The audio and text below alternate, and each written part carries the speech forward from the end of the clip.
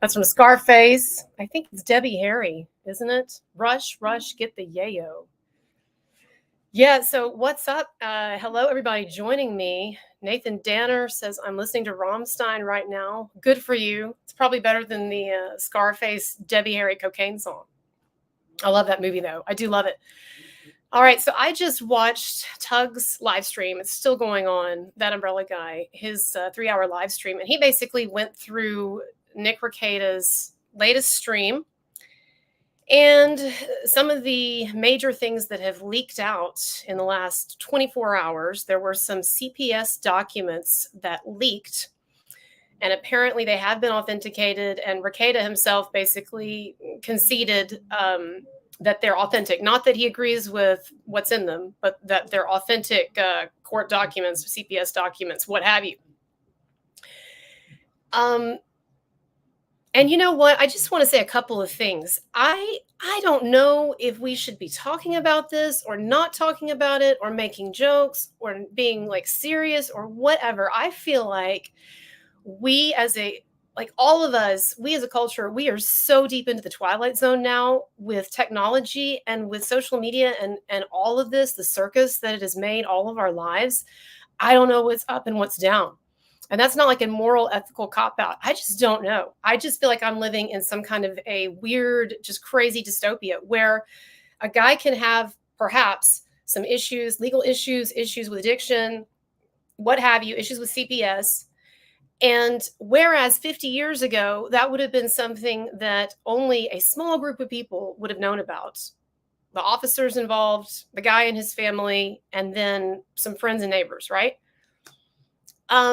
Now, due to technology, the craziness of technology, the entire internet, the entire world can find out all of these details about this guy's life, or maybe not legit, right? Maybe some of the things that have been reported or BS, some of the things in the files that he contests, we'll get to that in a moment.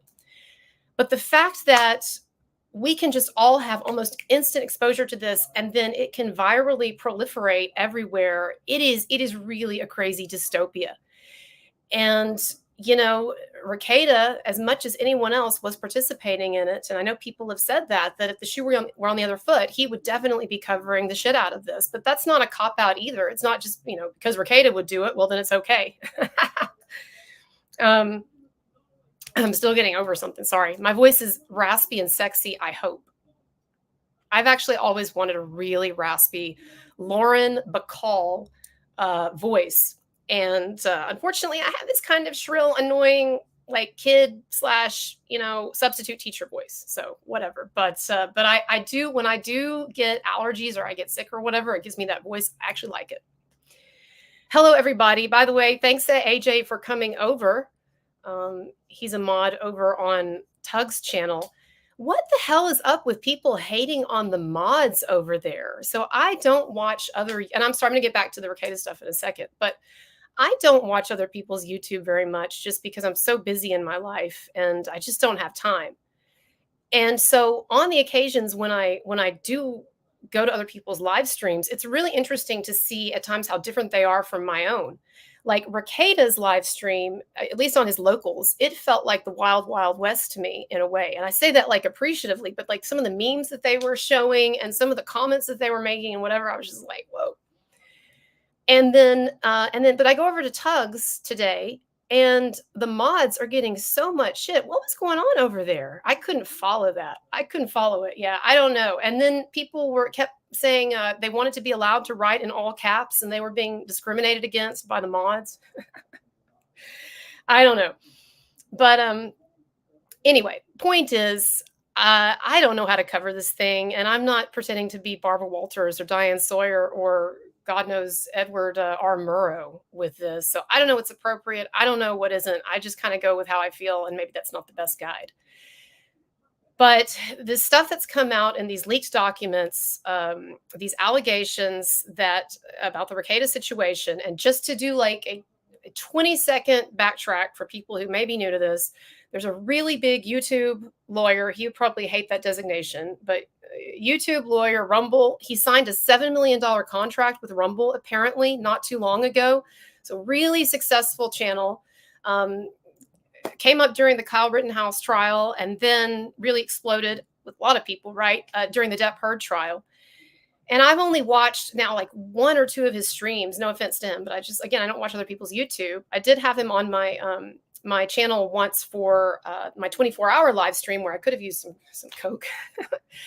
But anyway, so I don't have strong opinions on him or anything like that. But he was busted by the cops for having somewhere around an ounce of Coke, and he was arrested. His wife was arrested, and their live-in girlfriend, whatever you want to call her, apparently was also arrested, though released and not charged. And the kids were taken. There are 5 kids, and they were taken by CPS. And we thought that they were living with their grandparents, with Kayla's with their grandparents, Kayla's parents. Kayla is Rekieta's wife. We thought they were living with them, but one of the things that's concerning in this document, that's one of these documents that's been leaked, is the wording kind of indicates that they've been put into the foster care system under like designated foster care parents. Now, maybe they're talking in those documents about the parents or the kids' grandparents. Sorry. But it just, and other people have noticed this, the wording sounded a little strange and a little cold. And it sounded to me like the kids have just been put in normal foster care, which, as we know, can often be really horrible. I'm not saying not all foster parents. I've known a number of people who fostered, who did it as a real calling and were, by all appearances, great people. And I'm sure the kids were better off for it. But we also know there are lots of horror stories about people going into foster care. So anyway, I don't know, I don't know what to make of that. Maybe some of you have some opinions on that. Okay. So Dose Reality says they are, from my understanding, talking about the grandparents. Okay. That's good. That's good, because I think that's probably the best thing for them. And then Real Laura B. Hi, Laura B, by the way. Thank you for joining. Says maybe the family couldn't take them all. Yeah. I mean, it's a lot of kids, right? When you're not prepared for it. Some of you probably, parents or grandparents who've had to end up raising your grandchildren, right, for various reasons. And you can probably attest to the fact that when you're not ready for that burden or that responsibility or whatever, it's just dropped on you, that's pretty rough, no matter how much you might, be willing to do it. So anyway, here's the big thing, right, is that this document alleges that one of Rekieta's 4 children tested positive for, and it's just crazy that we can even know this, right? That like we're even all hearing about this, and Rekieta's talking about it, responding to it kind of obliquely, but responding to it. One of their children, 9 years old, tested positive for cocaine. And I'm not going to put the charts up and everything. You can go chase that info elsewhere. I'm not pretending to be any kind of an expert or anything on this. I'm not even trying to give you like serious analysis like I would give you, with the Johnny Depp or Marilyn Manson situations. This is just something I'm interested in. I had someone, I'll get back to the point in a second, but I had someone message me and say, I just don't understand why you're wasting time covering this, because it's not something that a lot of people are interested in. It's a niche thing, and it definitely is. It's not something that a lot of people are interested in, and it takes away from, the work you're doing on the other stuff and the Manson stuff. And I understand that, but I'll say what Tug has said before about some of the things that he covers is that I really just cover what I'm interested in. And I know people think that I go after topics just for clicks and whatever, but I have to actually be interested in it. And so there are a lot of topics that have been in the news and big things and things that are even kind of in my wheelhouse that people have said, oh, you should cover this. It would get a lot of clicks. It'd be good for you. But I just, for whatever reason, I'm not interested in it. So I think this is interesting to me, this Rekieta stuff, and I'm not gonna get into it or stay with it for very long. I thought the body cam footage was coming out this week, and so that's really why I've been covering it some, because I thought we were going to get the police when they arrested him. There's body cam footage, and people have applied to get it, and I think they will. And so I thought there was footage coming out, and so that was sort of what I was sort of gearing up for, is just to talk about that, because I think it'll be interesting, whatever's on it or not on it. But it looks like that's not happening quite yet. And so I really don't plan to cover this very much going forward. But as interesting things happen, it's something I'll talk about a bit. Now, let me just say also the Manson stuff. I have a big interview with someone that I'm going to drop very soon, within the next week. I'm finishing up the edits on it, going to let this person have a look at it, make sure they don't have any comments to add, and then I'm going to put it out. And I interviewed, without getting too specific here, I interviewed an old friend, an old and long-standing friend of Manson's, and he can definitely refute at least several of the more serious allegations, or some of the more serious stories that people have brought up that Manson included in his autobiography, The Long Hard Road Out of Hell. And people point back to these things in Manson's autobiography, and they say, see, look here, he admitted he did this here and this, and look what he did to his mom. Of course, this is a misogynist. Of course, this is a guy who has problems with women. But as we've been saying, that was large, in a lot of ways, a fictional book, or had a lot of fictional sensationalized distortions to sell it. And it had a ghostwriter as well. And a number of the most salacious stories in that book have been completely refuted by witnesses and people who actually know better. So anyway, this guy is one of those, and he can tell us a lot about what Manson was like as a kid, what Manson's family was like, how he was when he was older in high school, and he's continued to be friends with him. And so he can refute some of the really nasty stories in that book that people point to a lot. So you can look forward to that. It is coming soon. And then, of course, as we get deeper into the fall with the concerts coming up, I'll be talking a lot more about Rammstein and Manson. But in this lull, in the meantime, I just want to talk about some things that interest me. So that's what's going on with the Rekieta stuff. So the police did a follicle test on Rekieta's children, I guess when they were, when the Rekietas were arrested and then the kids were taken into custody. And all but one of the kids tested. Wait, sorry, Jocelyn. The chat is 1 minute ahead of. There's a fly on this. All but one of the kids tested negative for substances, illegal substances. But one of the kids, 9 years old, tested positive for, what was it? 5,000 units. And I don't understand the measuring units. I don't have time to brush up on all this or read about all of this, but 5,000 units of something, and of cocaine. And the cutoff apparently is 500. So in other words, when I say the cutoff, I'm saying that at level 500, when they test the hair follicles, at level 500, beyond that point is a very clear positive. And at least it's claimed beyond that point, you can know that you're not getting a false positive. That's at least the claim. And so everything beyond that point, as you get the idea, the higher it gets, then the more definitive it is, and the more definitive it is for more regular, consistent, or heavy use. So that's a good comment, cargo pilot guy. Yeah. So for someone, especially a child, to test at the 5,000 level, to me, that indicates one of several things. One is that, just sort of the obvious answer, is that the kid somehow ingested a lot of cocaine over a decent period of time. Now, it's defined, if you research it, that level is defined as moderate use, but they say it would be the equivalent of using like every weekend regularly or even daily.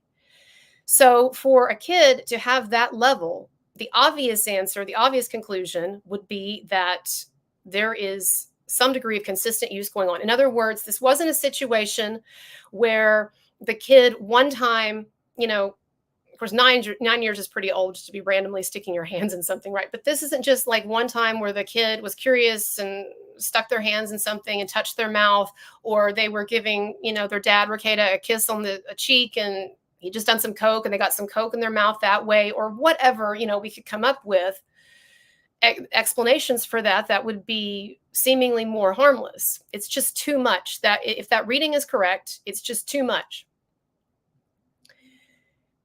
So that's the obvious answer, right? Now, apparently Rekieta when this came out, he contacted someone online who posted it. And I don't know all about the Kiwi Farms thing and all of that. It's so far off my radar, but apparently that's a big source. This site, Kiwi Farms, is a big source for these things, like these documents. People will post them there. Anyway, the moderator of that site said that he was contacted by Rekieta, and Rekieta claimed that the test was faulty because, and again, I don't understand all this, but basically he was critiquing the manner in which the test was done. And then he said also that level of drug use would kill a kid, that the kid would be dead if they had actually ingested the amount of cocaine that test indicated. And y'all, I am just not smart, and I shouldn't say smart enough. I'm just not educated enough in all of that stuff and I don't have the time to go down that rabbit hole to even begin to interpret scientific stuff like that. My experience in my life has been that science is much less sure than what often the experts claim it to be. I mean, we saw that, I think, with some stuff with COVID, right? Science is much less sure than it claims to be. And when you have, labs, you have mistakes. When you have the government involved, then that even creates then a deeper potential for things to get messed up, or things to get switched or interpreted badly, or whatever. So I don't want to be naive about the possibility that maybe a lot of people's lab results get messed up. I know a number of people who have had lab results messed up in hospitals and at cancer treatment centers and so forth. I think probably almost everyone has had an experience at some point of some kind of lab work getting mixed up. But so it's entirely possible. Yes, it's entirely possible that something is messed up here. And I don't even know how accurate drug testing is. I remember when I was in, my 20s, I wanted to get a job somewhere. And I'd been smoking too much weed, honestly, and they were going to do a urinalysis test. And so I did what probably a number of you have done, and I bought one of those, kits, right? And you just, stick it in there, and then you wait a little while, kind of like a pregnancy test, right? And it tests for different things. And this is not like the hair follicle test, right? This is very unsophisticated testing. And by the way, I don't have time to read them, but again, thank you for these types of comments here. Anyway, long story short is I tested on this thing. I tested a light positive. When I tested myself, I saw a light positive for cocaine, and I had not used cocaine in like forever, if ever, at that point. And what I had been doing, though, was taking a pretty strong dose of antidepressants, which, I don't take antidepressants anymore because I've read up a lot more on them. And there's a lot of things that people didn't realize, and the science world didn't know, and doctors didn't know, that they're starting to know and starting to realize and see. And again, I'm not trying to discourage people who need it from doing what they need to do, right? But I'm just saying, as it turns out, there's no free lunch, and there's no way to make yourself feel artificially better in life without paying some kind of a price, right? Whether it's worth it or not. Point is, I'd been taking a lot of antidepressants, and that was the only answer that I could come up with. And so I guess what I'm saying here is I don't know hair follicle tests. So, some of you in the chat probably know a lot more, and you can share your expertise. I don't know how accurate they are. I don't know how many times they give false positives. I don't know. So yes, it's completely possible. And it's also possible, like people said, that maybe that one child's sample got mixed up with someone else's, because people are saying, well, it doesn't make sense that you have 5 children and then you have only one of those 5 who tests positive. So that's definitely one way of looking at it. But I also don't want to be naive about the fact that after a certain amount of time, y'all, when you see all of these different indications that something problematic is going on with Rekieta and at Rekieta's house, when all of these indications start to build up or add up, then you also can't be naive about the fact that maybe in this case, the cops are right. Maybe in this case, the concerned church people and family members were right. And, people saw him fucked up on his stream, which again, I'm not at all judging that, right? And I've done more than my fair share of streams under the influence of weed. But I'm just saying that when you see someone like in that state where he was about to, in one of those streams, Rekieta was about to pass out, it looked like. I mean, he was fucked up, right? And again, I'm not judging that, but I'm just saying when people see that, and then you get this arrest, and they claim to have found an ounce of cocaine, which is a heavy amount. Now if you have a big addiction, that can go pretty fast. You'd be surprised, right? But it's a heavy amount. And then the kids, there's claims that the kids were not eating enough, or that they were not getting good meals, and that they weren't being bathed regularly and stuff. So like things start to add up. And so Rekieta should not have this attitude of like, and I'm not saying he does, but Rekieta should not have this attitude of like, what the fuck? What's up with like everybody like turning on me, and like everybody, just, and all these law tubers, and suddenly they just believe everything the government says and whatever, blah, blah, blah. Well, no, I mean, there is actually a pretty consistent set of indicators that there might be something going on here, right? And so I always sit on the side of the presumption of innocence, and I will continue to until this case plays out in court.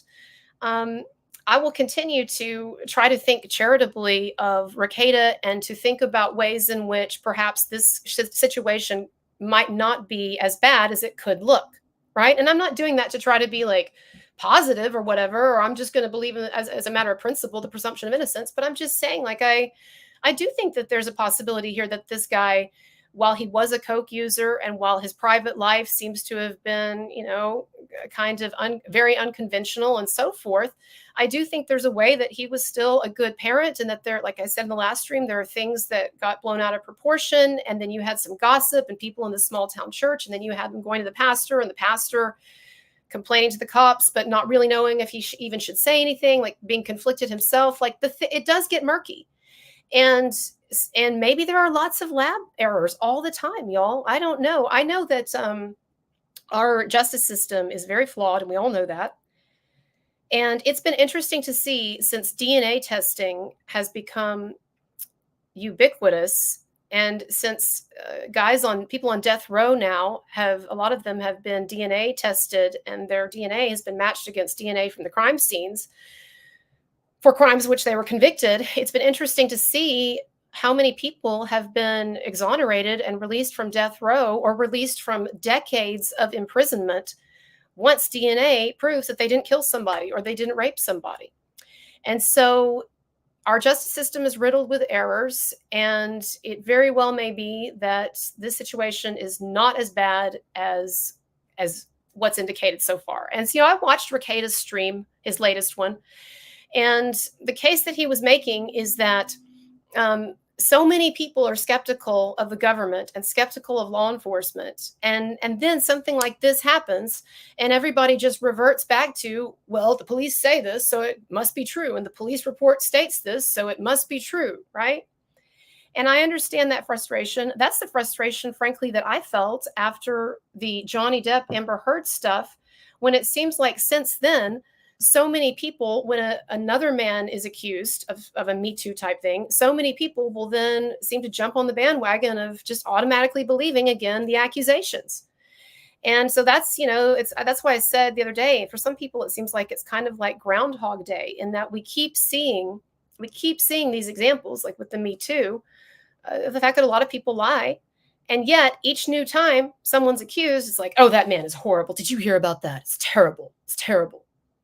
And then it takes time for these narratives to really unwind. And either we find out, like with P. Diddy, Sean Combs, that actually, in fact, this guy is abusive to women.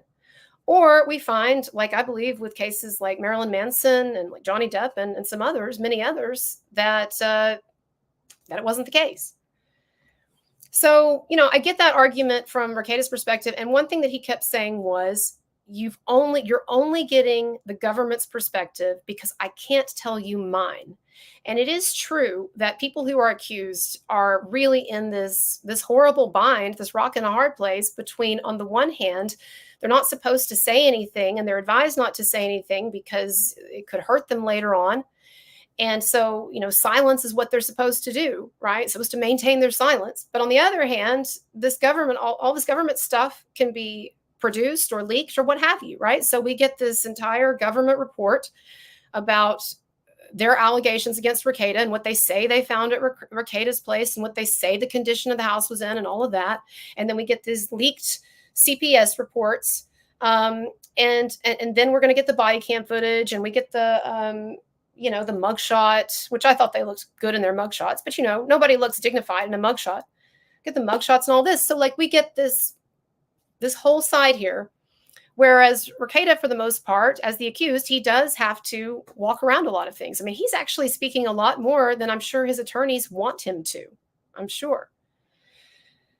So, yeah. So I'm not here to make any pronouncement on anyone's guilt or innocence or anything like that. But let's just say then, let's say for the sake of argument and considering what the CPS document states, let's say that the test result was legitimate, and that this 9-year-old kid ingested we'll say, decent amount of cocaine.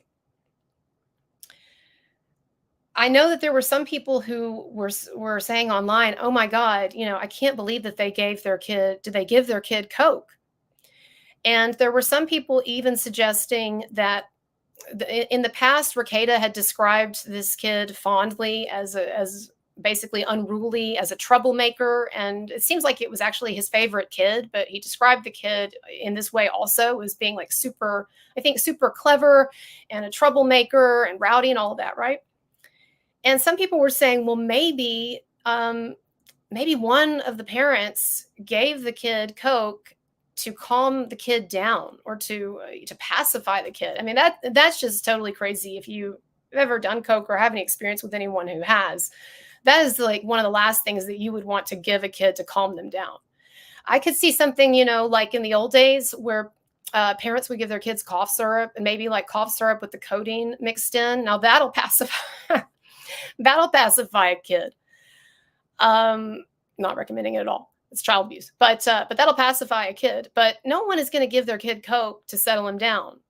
So that's just like, that doesn't make any sense. Now, other people were speculating that maybe things in the Rekieta household were just so crazy, so out of whack, and like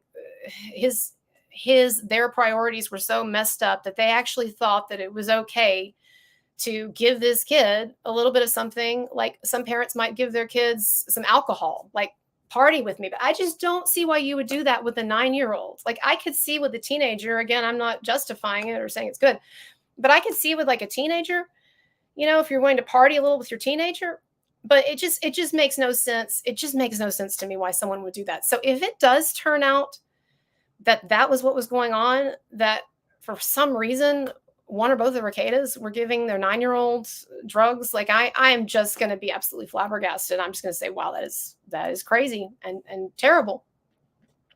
It does happen, like Robert Downey Jr. I know he talked about how I think he had his first joint when he was 6. His dad, who was a director, movie director, and very sort of avant-garde, kind of hippie-ish or whatever, that he gave him his first, marijuana joint, I think at age 6, and then it progressed from there. And so it's not like, I'm naive to the fact that parents can do stuff like that. But, those things also tended to happen at a time that was more permissive toward the idea of childhood, and it was a lot more acceptable to treat your kid more like an adult, and people just weren't conscious decades ago in the way that they are now about the need to protect children. I don't really know how to put it any other way, right? And you can see that too with how the attitudes have shifted over time somewhat about age differences, and people talk a lot more about things like grooming and stuff like that, right? Whereas in the past, grooming was just something you did like when you wanted to cut your nails.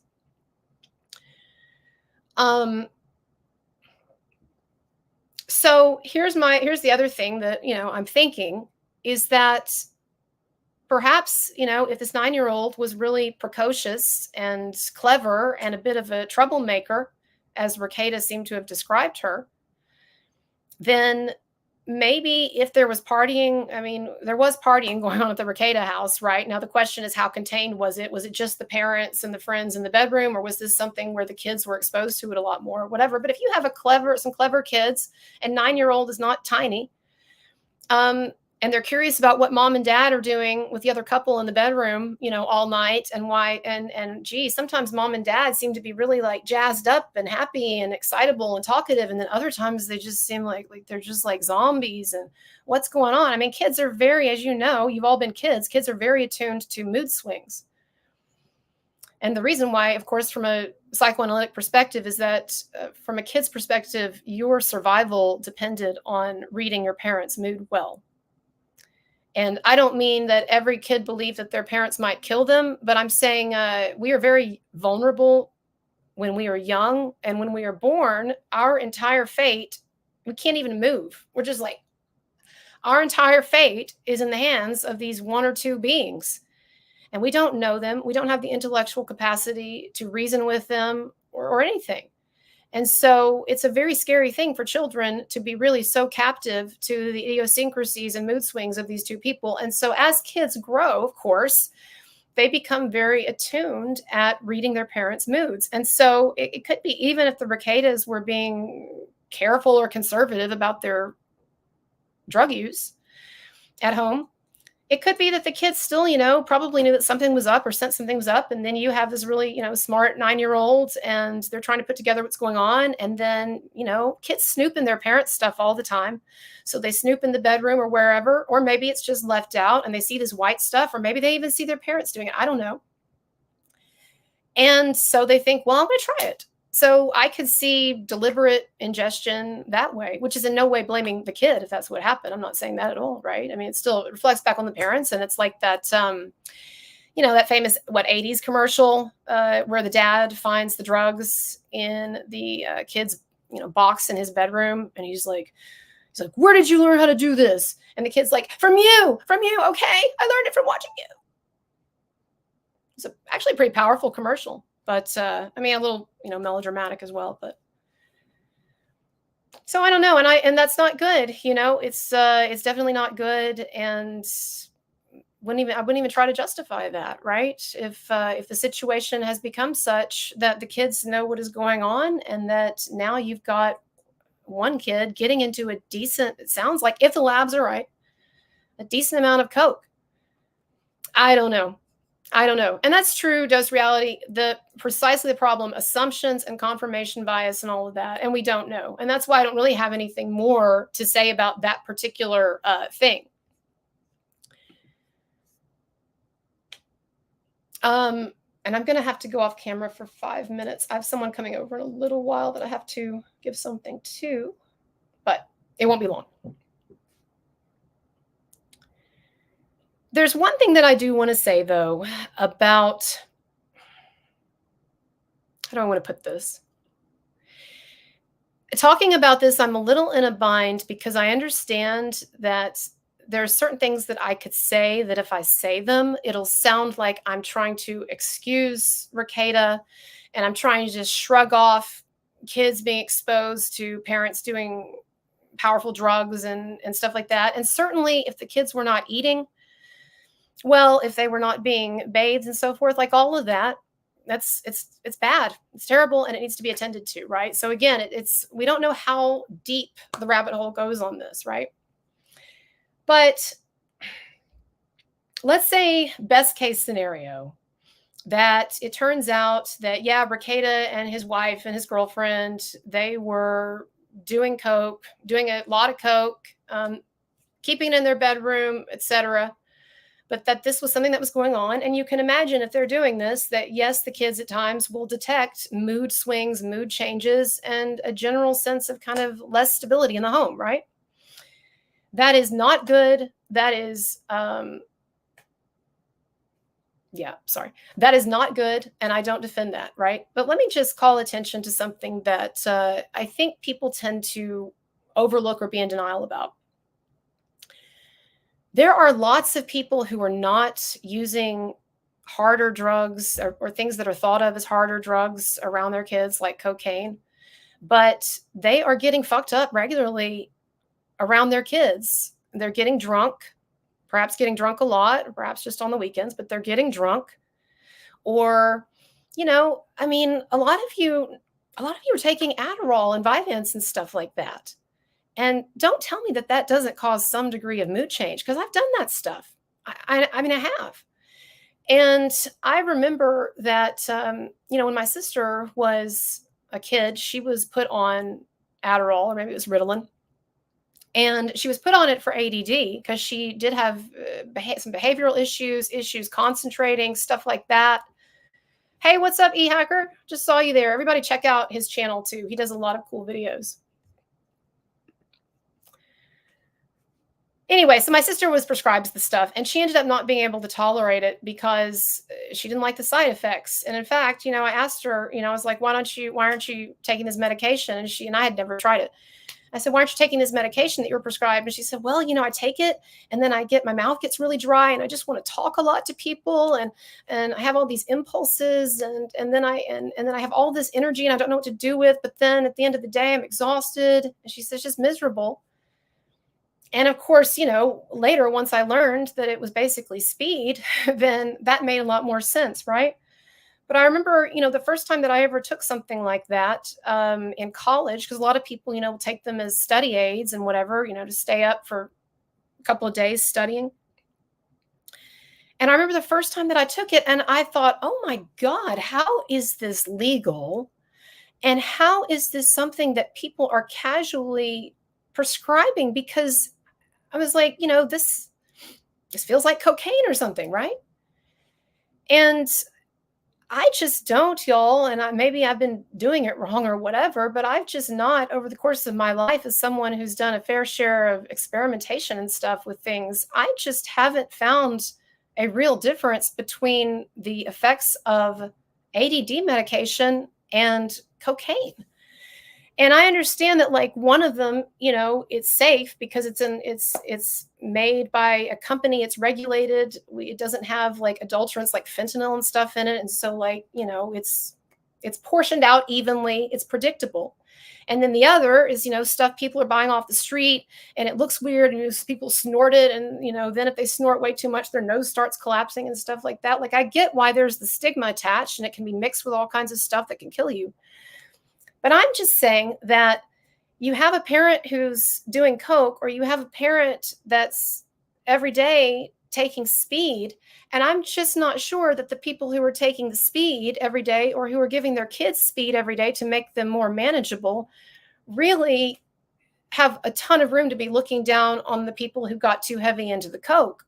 And I'm not trying to alienate people. People hate it when I talk about ADD meds and Adderall and all of that. And they say, well, you don't know what you're talking about. And they say, you should have seen what my life was before this. I couldn't think straight. I couldn't remember things. I couldn't function. And now I take this low dose and now I can function and everything's fine.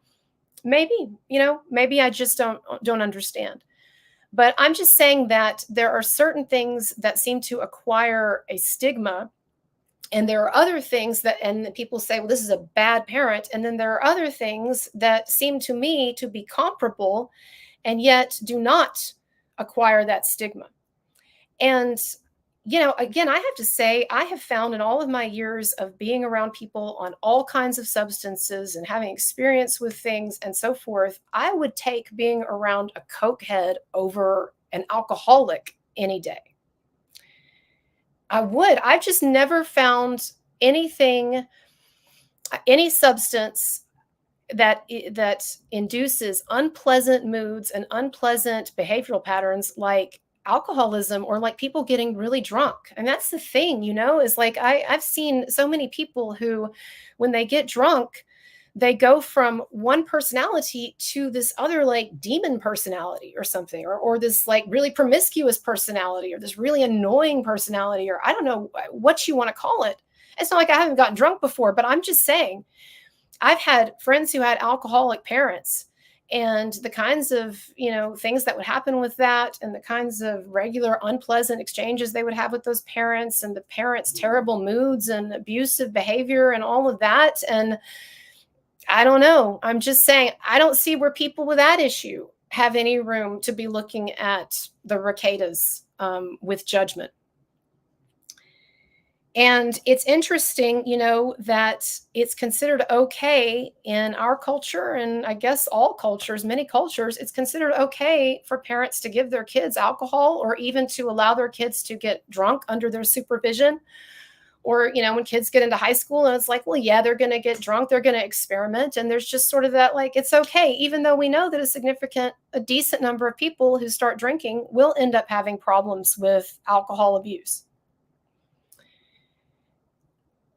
And so again, I'm not looking down on anyone or whatever. I'm just talking about like life experience, what I have seen. But I guess one thing that I would say on the matter of Rekieta is just that I do think that it's easy for people to be very judgmental from a position where if they really looked at what they've done in their lives, or what they've allowed to happen in their relationships with their children, or in their homes, or in their own substance use, they would see that, well, maybe actually I've got the same issues or similar issues.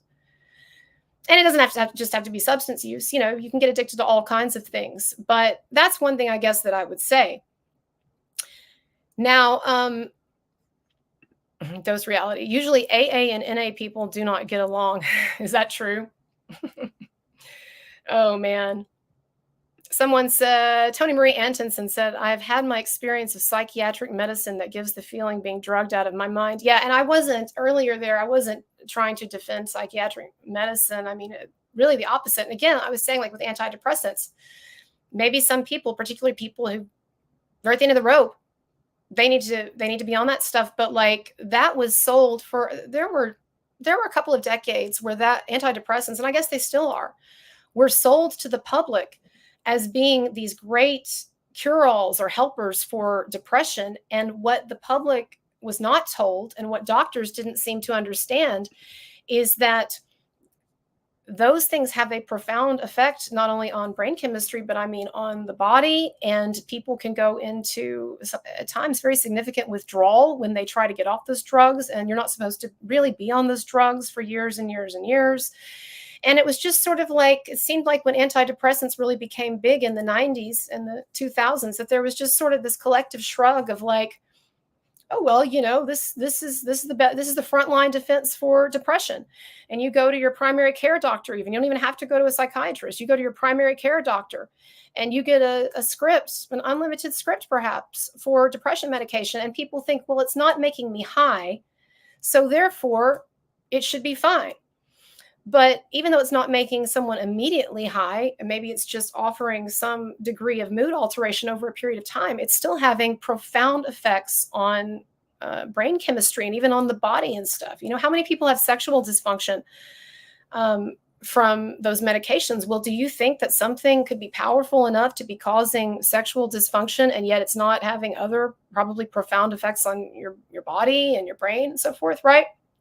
So again, I'm just saying that we tend to give a lot of things a pass. And because cocaine, let's face it, y'all, it's right up there with injectable heroin as a really unattractive way to ingest drugs. And it's become so associated with scummy street culture and all of that. And I'm not saying not deservingly, but I'm just saying, though, people think of parents doing that, and it's like, oh, horrible, horrible. Whereas people don't think so much of a parent who gets drunk regularly around their kid, or who gives their kid alcohol or what have you, or Adderall or what have you. They don't think of that as being problematic. And so I guess that's where, I have sympathy, whatever the truth ends up being with the Rekieta situation.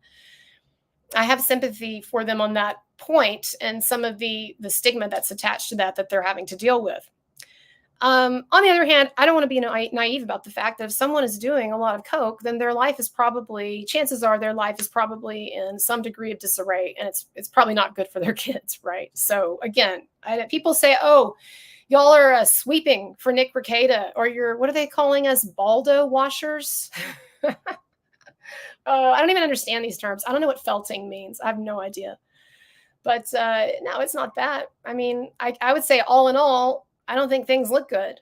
But at the same time, we're going to see how everything shakes out, and maybe it's also not as bad as it looks. I don't know.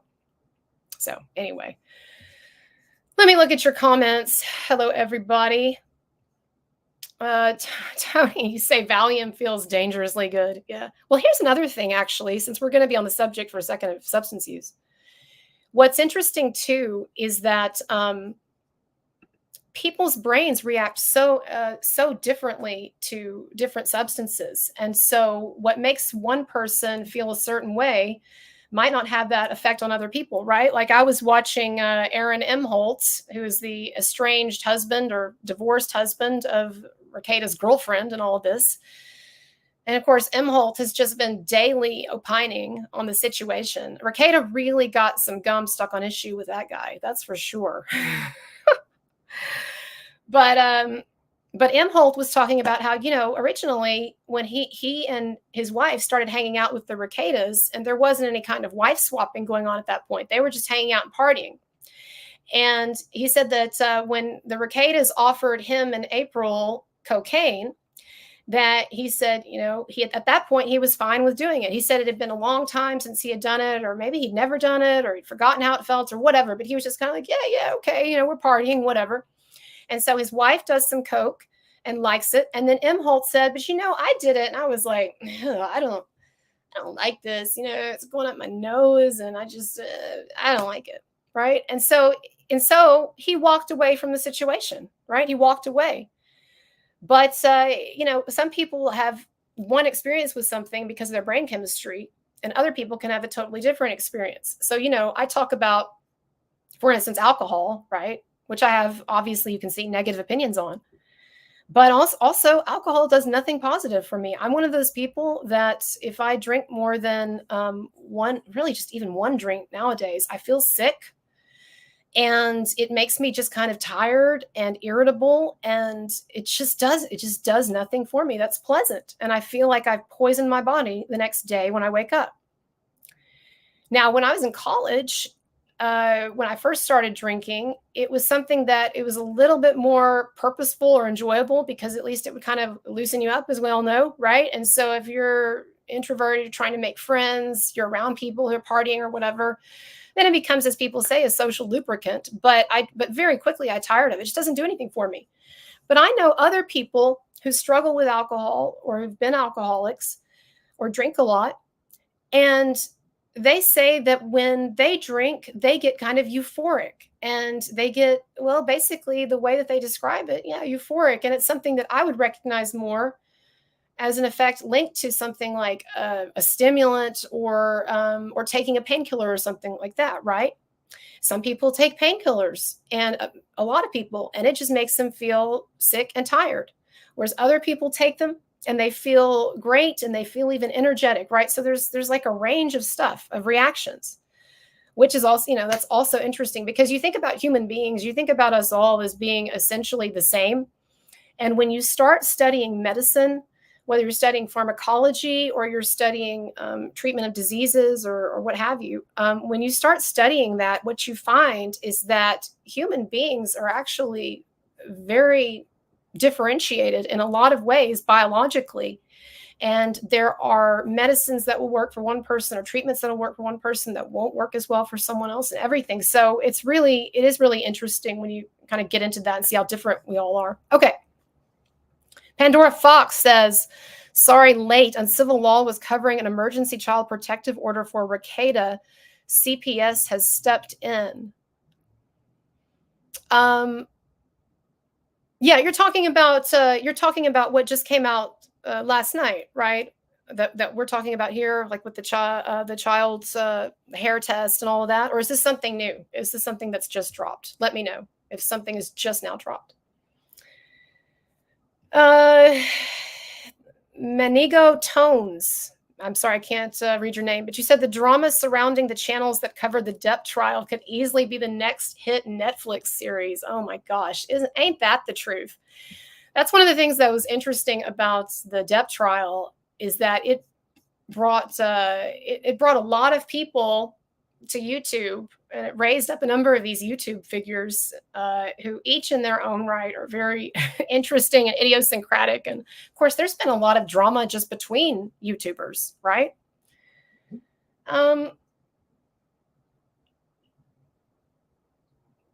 Sorry, 1 second. Back in just 1 minute.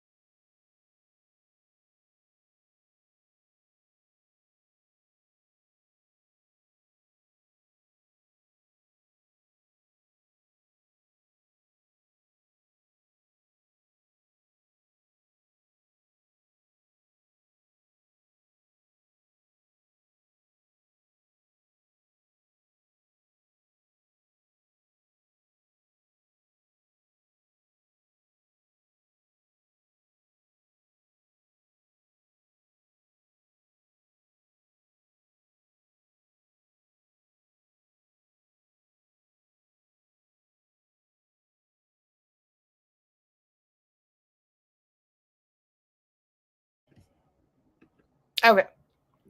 By the way, I did cut my hair myself, which is why it looks a little rough. It's a little frizzy too because I just washed it. I didn't really do anything with it, but my hair had gotten so long, and I finally got to the point where one day I was just sick of it. And of course, so what happens is I don't wait to go to a stylist. I'm just like, oh, I'm sick of this. I just got to get it off right now, and so I cut it myself. I mean, it's not bad, but yeah. The good thing about having wavy hair, though, is that you can get away with a lot more. When you have bored straight hair, then you can see the flaws a lot more. But when you've got wavy hair, you can get away with more.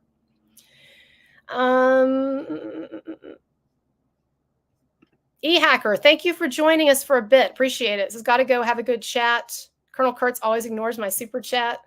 Did you put a super chat up there? I was going to go back through him. Aw.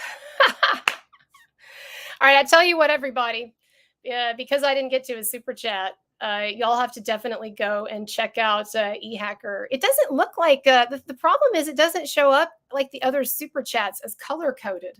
That's why I didn't see it this time. It just looks normal. It doesn't look color-coded for some reason. It's a huge super chat. Thank you so much. Everybody, go to E-Hacker's channel. Check it out. He covers the Rekieta thing. He covers Depp Heard, Manson, lots of different stuff. Okay. Someone can tell him I ended up seeing his chat. Oh, that's funny. Kurt's tip jar for a haircut. Yeah, thanks. Sylvia's daughter. Yeah, she says, do you sound sick, are you? I'd like to think that I just sound sexy. But no. Yeah, we are in the midst of really bad allergy season. And so, I mean, I do smoke weed. I've said that before. I'm not trying to hide that from people, but I mean, not at the moment, but I do smoke weed, which doesn't help things. But no, we're in the thick of really bad allergy season right now. And so, we moved to a new place, a new part of Texas. And it's interesting how just moving to a new part of the same state, you can get allergies all over again. All right, Mars Oblivion says, Aaron is full of shit. Dude probably set them up. Never seen such a weasel in my life. Insufferable narcissist. Wouldn't even know these people if it weren't for Red Bar. Yeah, Aaron seems like some real gum on the shoe. Seriously. And he is milking this for all it's worth. And the thing is that he's the one, it seems like, who encouraged his wife to get into this situation. And he was bringing his kids over to Rekieta's house, and then he would go in the bedroom with them where they would do drugs and then, I guess, go to different parts of the house to do some hanky-panky.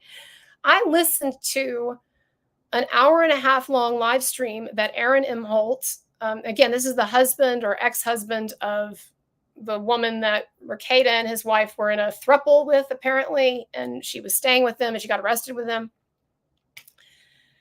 I watched that 1.5 hour long stream that Aaron M. Holt did with some other people right after all this stuff broke and Rekieta was arrested, and he spilled a lot of dirt on them.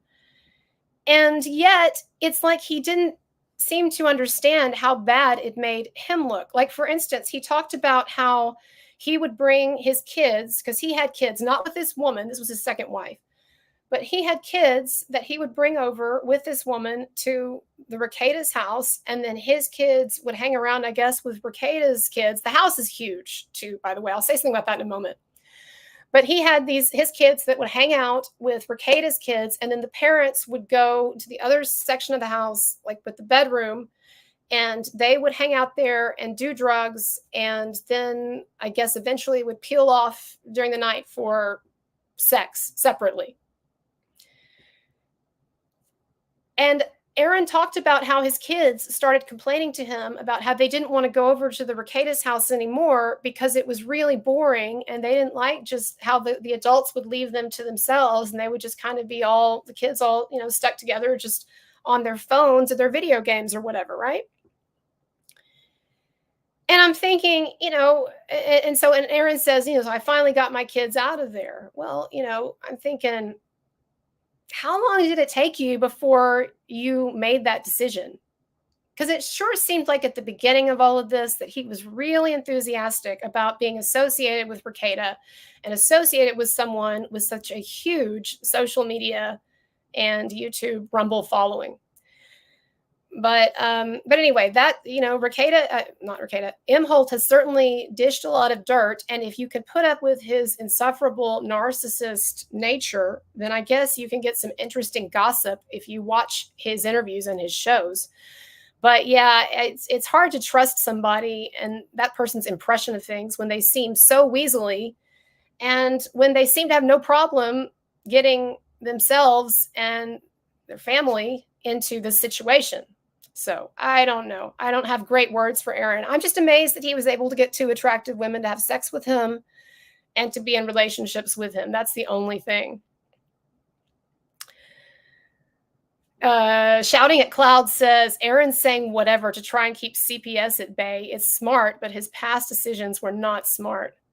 I wanted to say something about the Rekieta house, and then I wanted to say one more thing about the situation, and then I'm going to talk about the other topics a little bit. We may not go long on this, but I'm doing actually another stream tomorrow with Pod Awful. So if you like Pod Awful, or if you hate him or whatever, we're going to do a crazy stream tomorrow night. It will definitely be non-serious, knowing him, and probably offensive. So just be ready for that. The Rekieta house is huge. It is huge. It is like an estate. And you can find it on Zillow if you're so inclined to look. But it is huge. It sits on a giant piece of land, but then the house itself is huge. And it's got multi-levels. So there's a top floor, and then there's a ground floor, and there's a basement. And I don't mean some like crappy basement, but there's like a nice lower level. And then you've got like basically, when someone says the parents' bedroom or the master bedroom, most of us think about something not that big, just like another bedroom, right? But maybe has its own bathroom attached, but not a big deal. But no, this is like a mansion, and it's a huge room. And so what I'm trying to say here is not that makes it okay that the parents were doing lots of coke in the bedroom. But what I am saying is that there is an issue of distance here. If you are living on top of your family and like your kids are literally just in the next room and can hear and observe everything that's going on, and then, that's one thing. If we're thinking about a situation, though, where you have this mansion and you have like another side of the house where this stuff is going on in a more contained way, and then the kids, have their own thing going on in the rest of the house, which is very large and has like multiple living rooms and game rooms and things like that, right? Then I'm not saying that excuses it, but I'm just saying it kind of changes, to my mind, a bit the dimensions of things, picturing how they were going on. So that's one thing. The other thing that I would say is that depending on the seriousness of what was going on with the Rekietas, if it's not as serious as CPS is alleging, if it's not as serious as the police are alleging, and you had a situation where, yes, parents were doing drugs and they were moody and things were not the best at that house, but also where the children were not actually being seriously neglected or abused. You have to ask yourself, is it better for kids to be in foster care? I don't know how long, if the grandparents do indeed have them, I don't know how long the grandparents are going to be willing or able to keep those kids, or if all the kids are together, or if you have some in other foster homes or what have you. But I just think back to when I was a kid, and the worst feeling in the world was the homesickness of being away from your home and away from your parents. And I say that as someone who grew up in, frankly, I've talked about it, an abusive house with a dad who was very narcissistic, a dad who did not do cocaine, but frankly, I would have rathered he had done cocaine if it had and been less of an asshole, honestly. But even in that situation, if the government had taken me out of that house and had put me with foster parents, that would have been really traumatic and really difficult, and not something that I think that I would have liked. And so it is sad that even if the situation is not wonderful at the Rekieta house and there are some of these significant problems, it's sad to think about the fact that the kids actually might be more unhappy with where they're at now. I don't even know how happy they might be with their grandparents. I didn't want to go live with my grandparents when I was that age.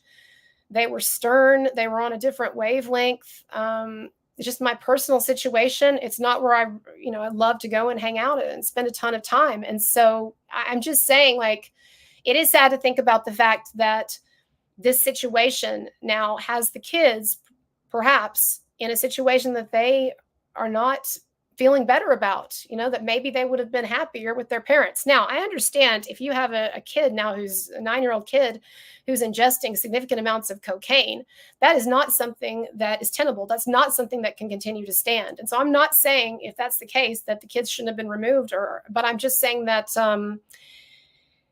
oftentimes these things they're not so neat and easy to figure out.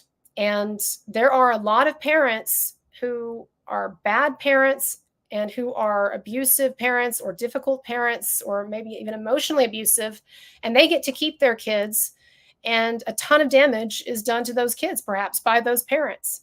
But then you have other parents, maybe like Rekietas, who might be it seems to be loving, non-overtly abusive, etc. parents that are having theirs taken away because some people at the church were concerned about his cocaine use. I'm not saying that shouldn't have happened. Again, I'm just saying, though, that the fact that there's cocaine involved, that tends to make everybody say, oh, well, this is terrible and a terrible situation, and get those kids out of there, and what a scumbag these people are, and how horrible parents and all that, when maybe it's not quite that simple. Or maybe it is. I don't know. But I wish them luck. And we will see what comes out with the body cam footage, and we'll see what happens with this. And I'm not making any determinations one way or the other, and I don't have to. But absolutely, these leaked documents, they're concerning. And if that test is valid, and if the kid was ingesting cocaine, then it's a big problem. Yeah, it's a big problem. I know. Hi, what's up, Rebel Bird? Just get here. Yeah, I am. I'm hoarse. All right, World Timeline Channel says he should have been studying the Torah and the Kabbalah, i.e. Tree of Life. Well, it's interesting that also someone says hair follicle testing for coke is only 50% accurate. Yeah, I would totally not be surprised.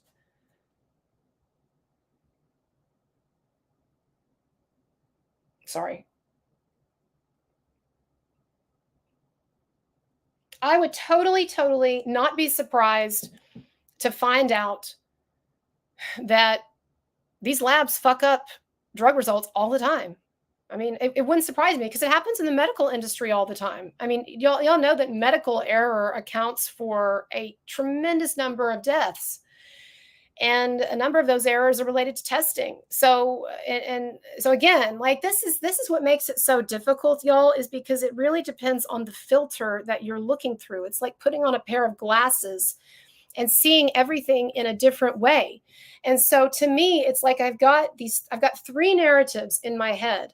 And as we progress with this Rekieta stuff, it's like I've got these three narratives running parallel to each other, and I'm constantly, as new information comes in, flipping between them. One narrative is that it's pretty much exactly like what the government seems to be saying.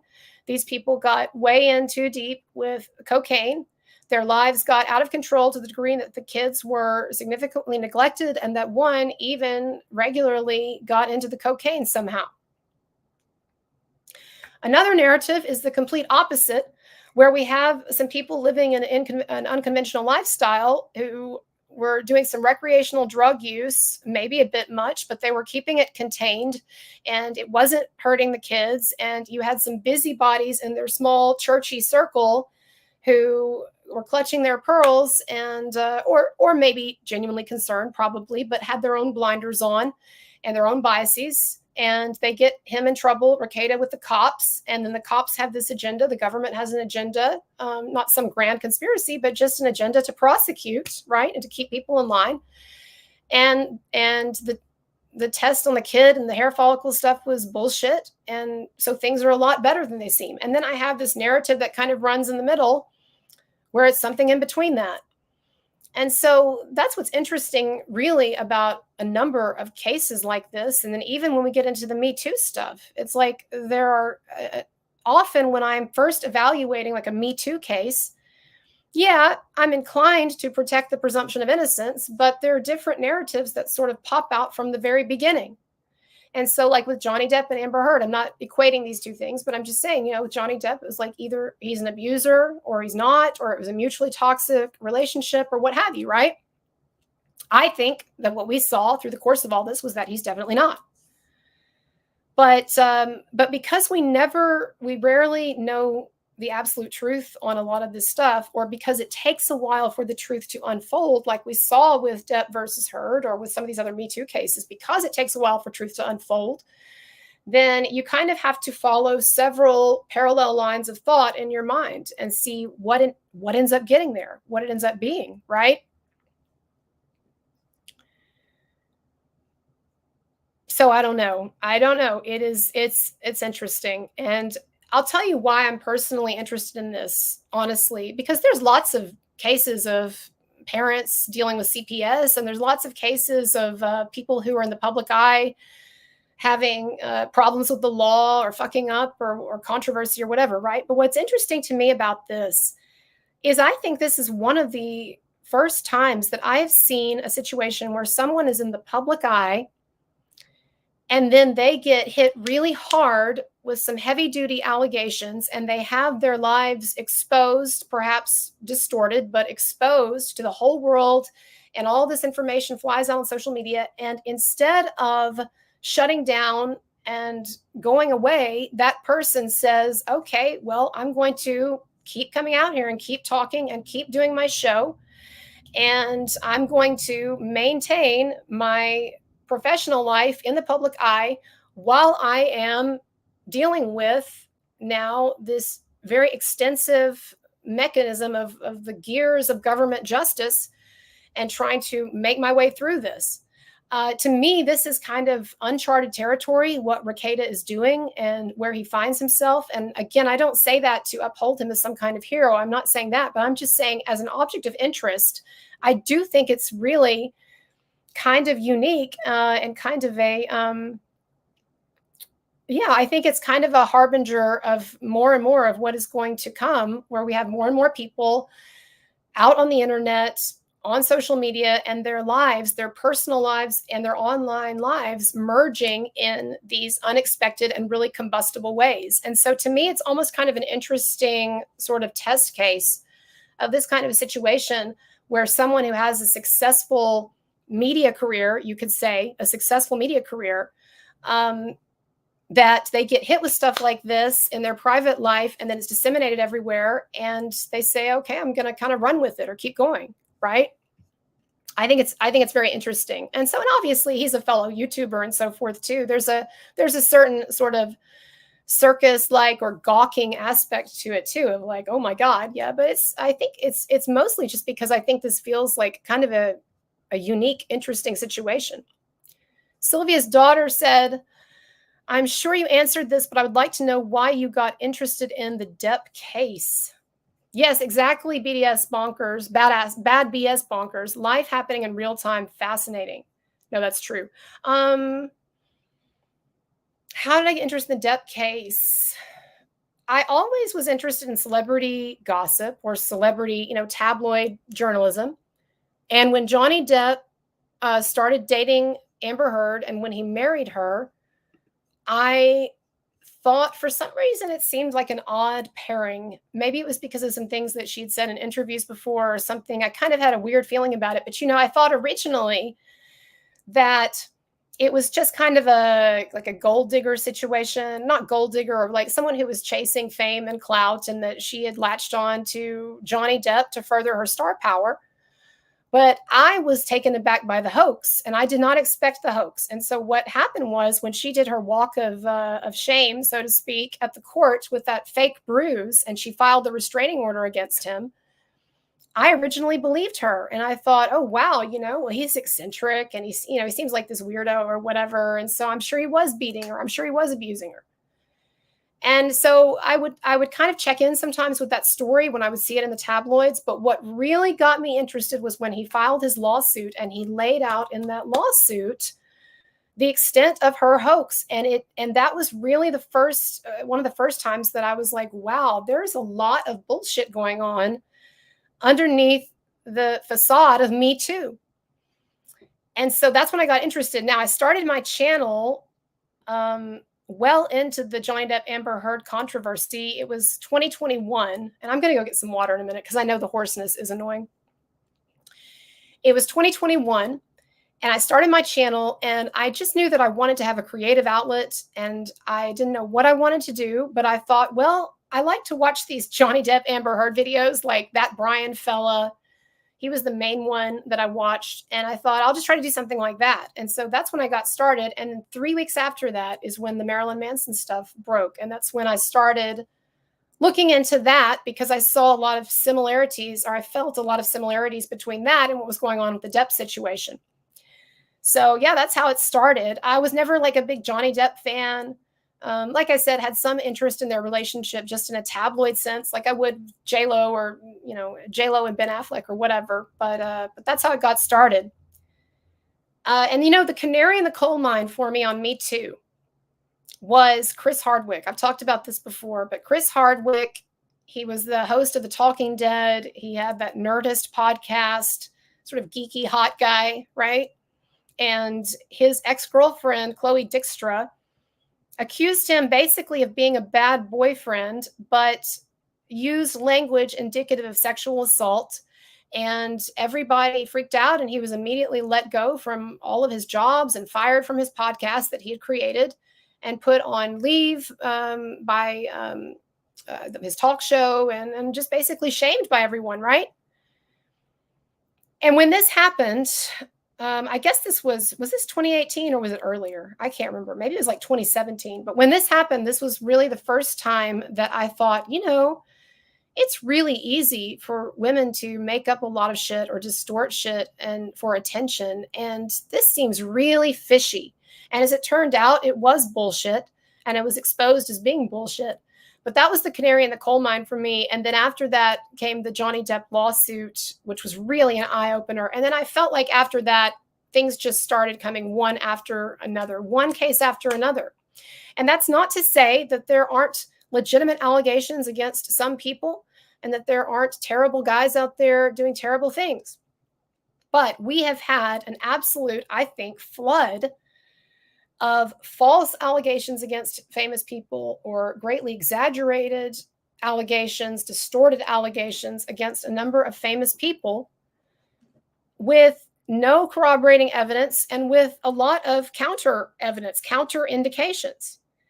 And, I'll say a word about Kevin Spacey right now, because after I talked about him in my last video, I had some people bringing to my attention that the interview he did with Piers Morgan, he admitted to, quote, getting handsy sometimes with people.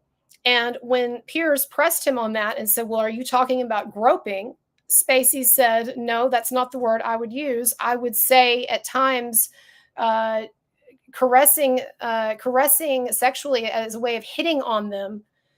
And I don't think, so when we think about this, it's hard to know whether he's basically admitting to groping people's genitals and he's just trying to sort of weasel out of it with different terminology, or if what he's trying to say is, yeah, I've come on to people at various times in a physical way. I thought that they were interested. They weren't. It was probably not good or appropriate, right? There we get into, again, a lot of gray area.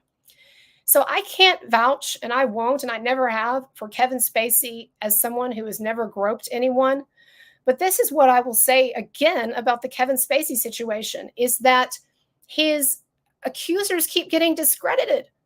And so his primary accuser, who started all of this stuff, Anthony Rapp, completely discredited in that trial, claimed that Spacey did some things to him in a bedroom that turned out didn't even exist because Spacey didn't have a bedroom at that point. And, he lost his case. Spacey was acquitted. Spacey's brought to trial in Great Britain. He's acquitted. And then we have that documentary that I thought was just ridiculous, where there were multiple men in that documentary who admitted that they knew that Kevin Spacey was interested in them sexually. They were straight, but they wanted to get favors from him professionally. And so they strung him along as long as they could with this expectation that he might get something out of them, in the hope that they could get something out of him before they had to give him something sexual. And of course, there was the one guy who admitted that he consensually tried to suck Kevin Spacey's dick, but he kind of started, gagging on it and couldn't go through with it, and so he had to stop. But these guys in this documentary that's supposed to make Kevin Spacey look so guilty are telling on themselves over and over, saying, yeah, I knew he wanted something sexual. Yeah, I strung him along. Yeah, I kept going on dates with him one-on-one. Yeah, I kept hanging out with him one-on-one. Yeah, I'm a victim. So I don't know. Maybe Kevin Spacey, he groped people. He shouldn't have done it. He deserves some kind of censure or punishment or whatever. I think he's experienced that, right? He's lost all his money, basically. He's lost his career. So whatever punishment he might have deserved for whatever groping might have gone on, I think he's gotten it. But there's a whole mound of bullshit that has been heaped on whatever might have originally happened or not happened. A whole mound of bullshit. And I just don't believe that we have to accept that. And I don't believe that this man, who has been acquitted now in multiple trials with accusers all over the place getting discredited, should have the rest of his life taken from him after he's already lost so much. So that's my thought on that. But some cases are more cut and dry than others, And like, for instance, I do think that Marilyn Manson is one of those cases where he's definitely on the innocent side. Not saying he's never said mean things to anyone or been a prima donna or whatever, right? But I'm saying he didn't do the terrible things that those women accused him of. And a number of them have already been exposed and discredited. So, all right. I need to take a break. This is my idea. I'm going to take a break, let's say for 10 minutes, and then I'll come back for like 30 minutes. And that's what I've got in me tonight. If we go any longer than that, then I'm going to have to ask Rekieta to send me some yayo.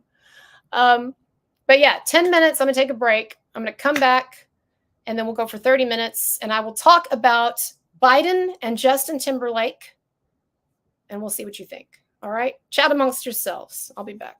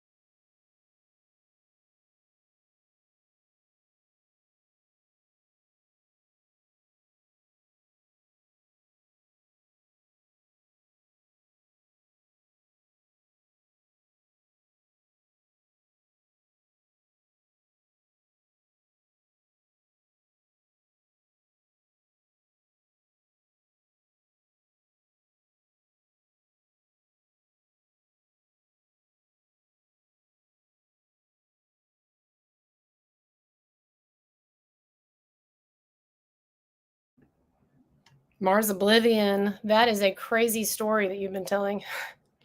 I have sympathy for you, sir. Oh my God.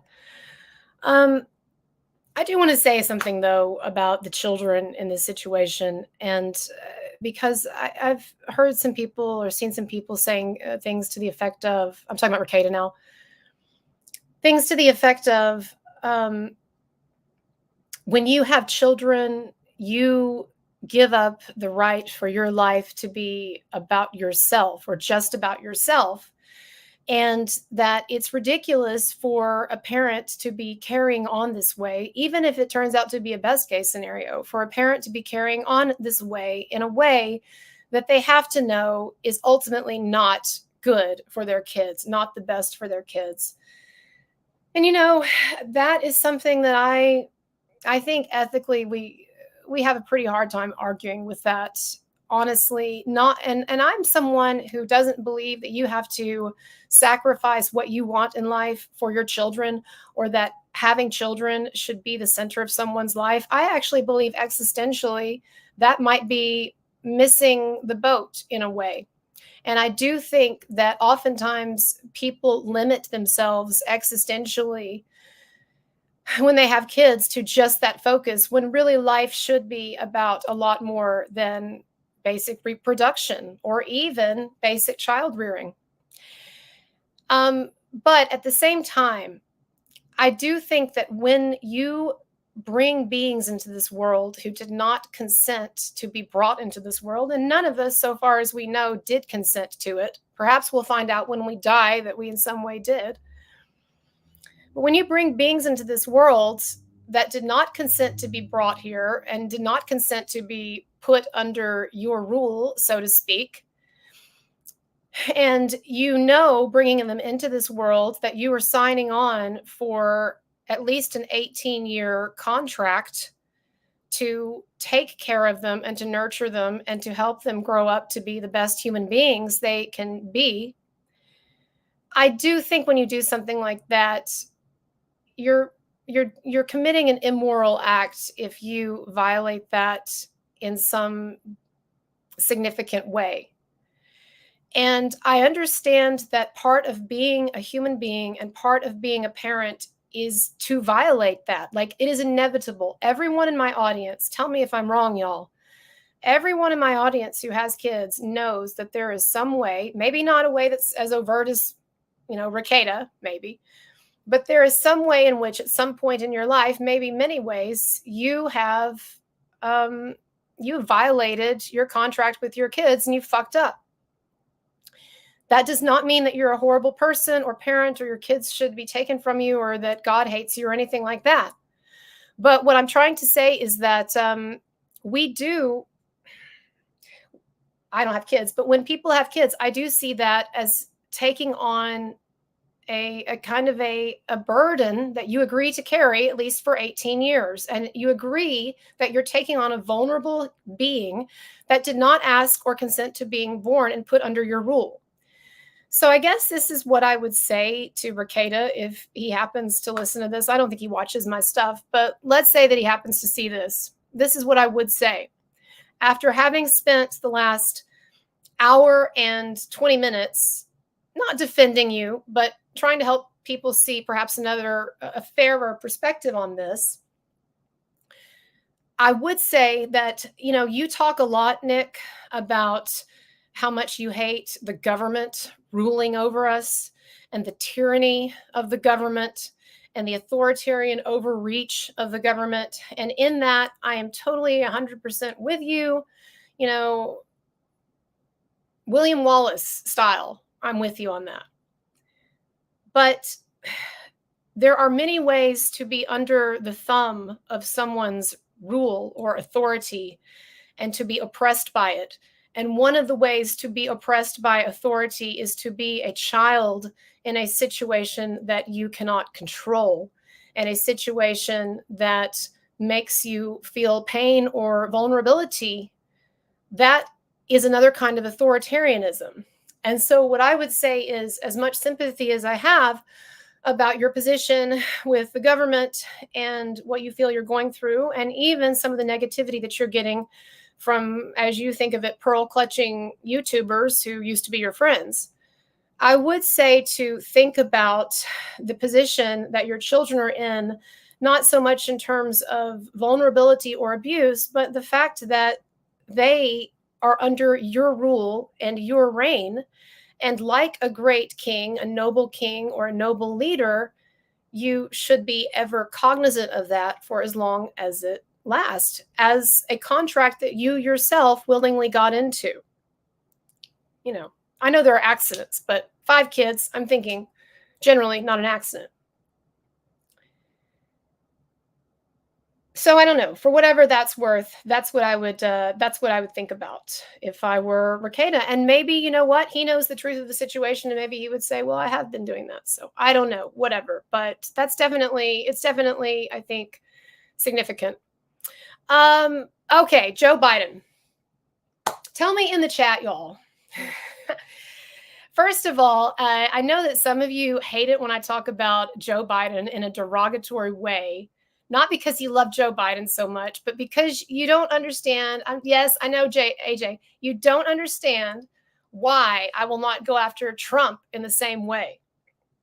Why does Joe Biden get so much? And thank you, by the way, for some of these comments. I'm going to go back and read them later. I see yours, for instance, Jocelyn. Oh, and by the way, super chat. I did see this earlier, but forgot to mention it. Mama Otter, regret is rape. Most of the Me Too allegations come when these women age out of the roles their looks got them. Yeah, we passed that a little while ago. I know, a whole other subject, but definitely see where you're coming from. Happens all too often. All right. Here's my deal with Biden and Trump. I am naturally, I should say, well, not naturally, I am dispositionally, I am libertarian. That doesn't mean I agree with like every aspect of the libertarian platform, and doesn't mean like I don't even like the libertarian organization as it is. And it doesn't mean that I necessarily believe that the ideal state of humankind is in some kind of like anarcho-capitalist society. Okay, I don't know. But I am libertarian, generally speaking. And I find that that perspective tends to align more with the right in the last 10 years with the right than in the left. And I feel like there is a real authoritarian streak, attitudinal streak that has developed. People can use the term woke if they want to, but a real sort of authoritarian attitudinal streak that has developed more from the left wing in the last 10 years or so. Now, I know there are exceptions to that.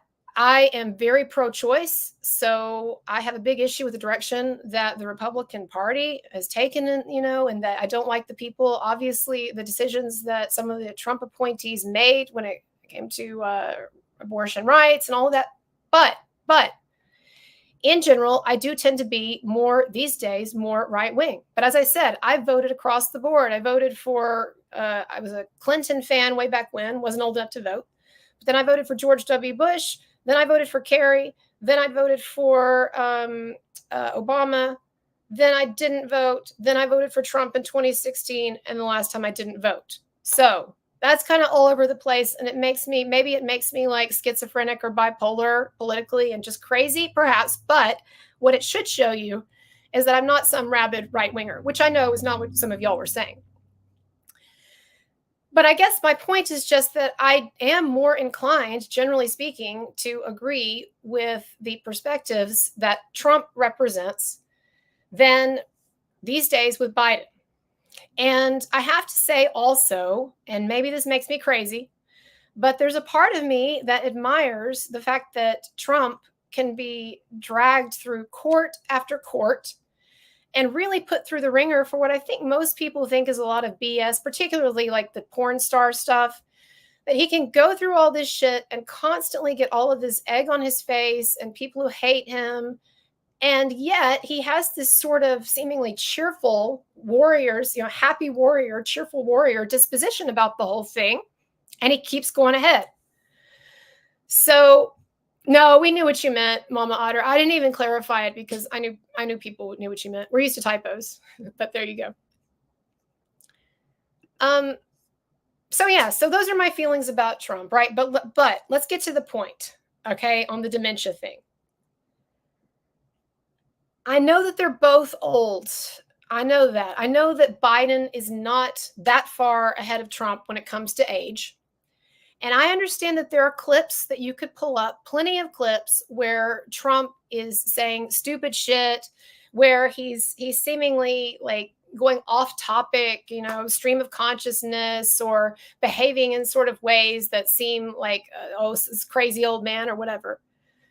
But I think that there is a difference between the way that Trump acts, which can be outlandish and silly, versus the way that Biden seems increasingly, frequently, regularly disconnected from whatever is going on around him or whatever he's supposed to be doing.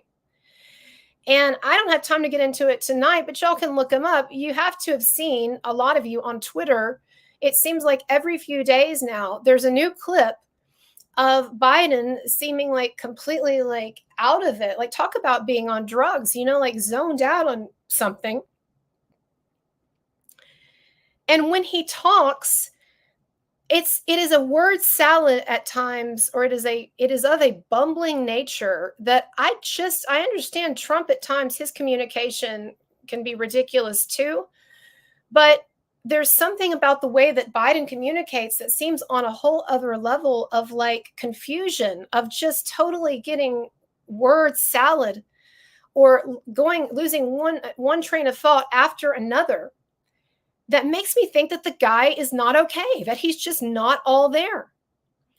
And here's what I would say to some of you who say, well, it's just the same thing with Trump. This is what I would say.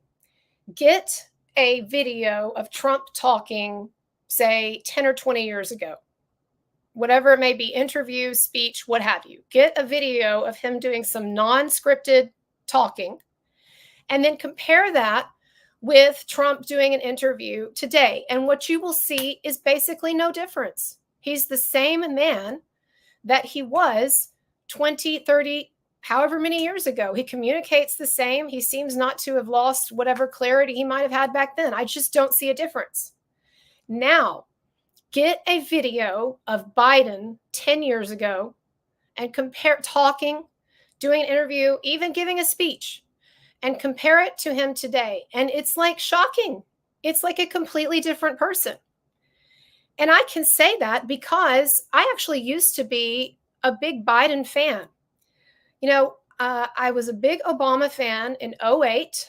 And I'll tell you the reasons why. It's because to me, back then, the left seemed more, in a lot of ways, more pro-freedom than the right, particularly with what was going on with the Bush wars and the Patriot Act. And you remember all that stuff, like after 9/11, how people freaked the fuck out. And I'm not saying it was, I don't understand it. I mean, it was a scary fucking time, right? It was scary. Sorry, 1 second, right back.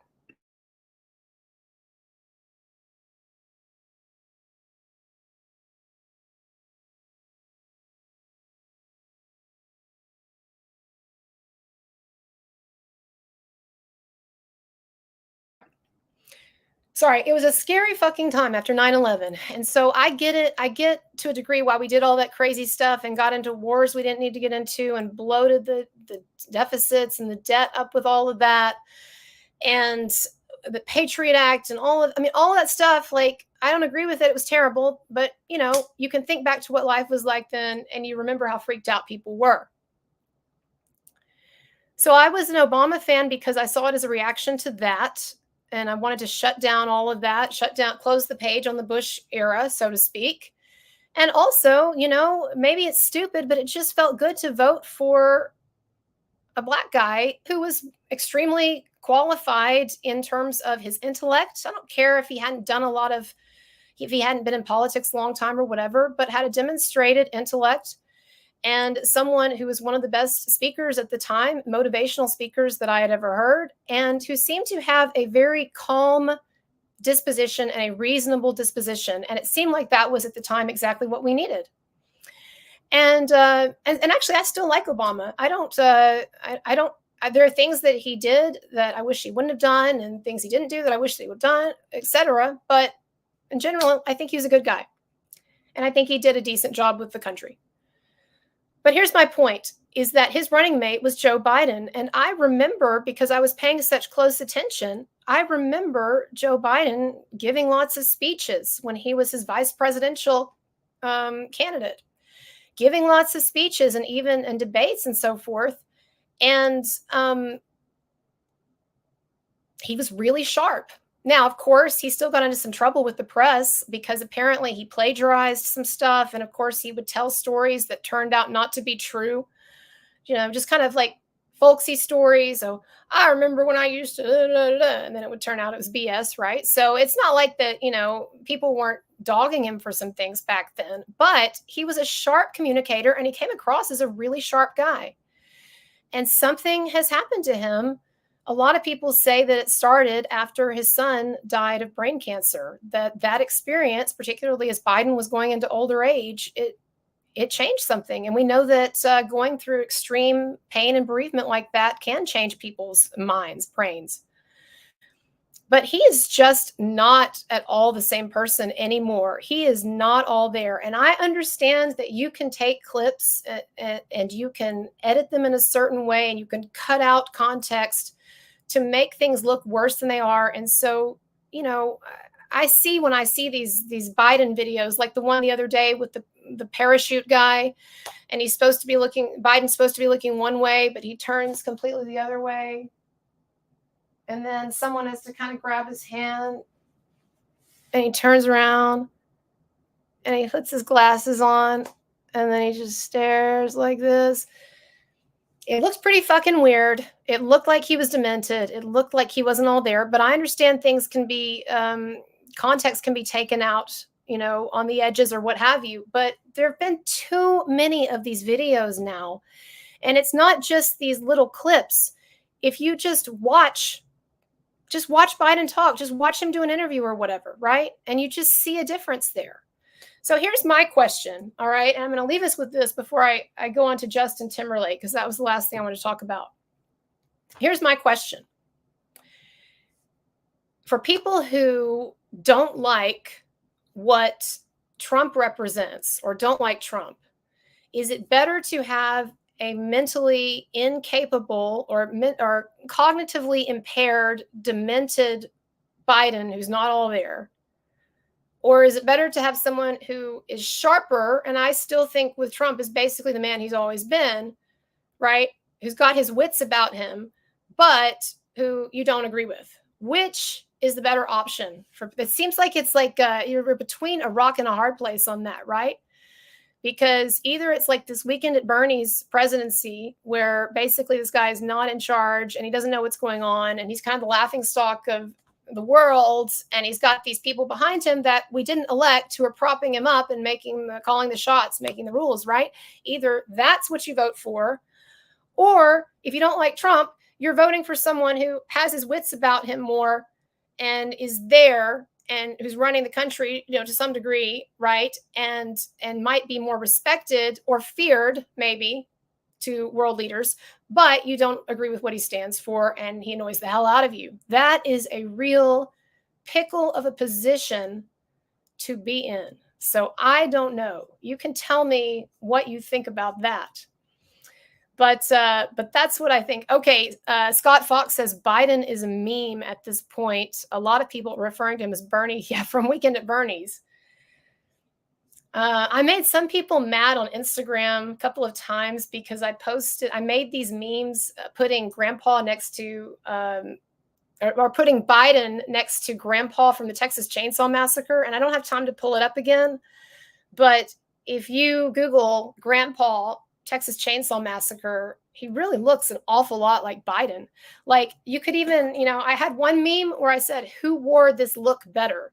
And I had Biden up against Grandpa from Texas Chainsaw Massacre. And it's basically the same look. It's the same aesthetics.